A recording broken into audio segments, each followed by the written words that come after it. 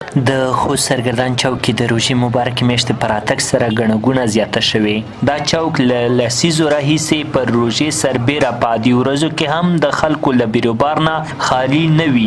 په ورته وخت کې له هټیوالو هم د دې غوښتنه کیږي چې د مالونو په خرڅلاو کې د عدالت څخه کار واخلي.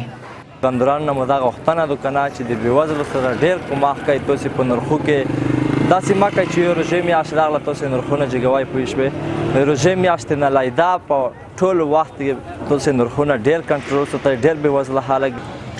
دلته پر هټۍ سربیره د سړک غاړې هم د روژې په مناسبت بېلابېل خوراکي توکي او پخ شوي خوراکونه تیاریږي. په همدې اساس ګڼ شمېر پیرودونکي د روژه ماتي سودا له همدغه ځایه اخلي. الحمدلله دغه سوکالۍ او ارامه فضا کې موږ کولی شو چې خپل کارونه ته سرته ورسوو او د کارو سره کولی شو چې د ملګرو سره چکر ووایو. بیخي الحمدلله سږ کال روژه په ډېر امن او سوکالۍ سره تېرېږي.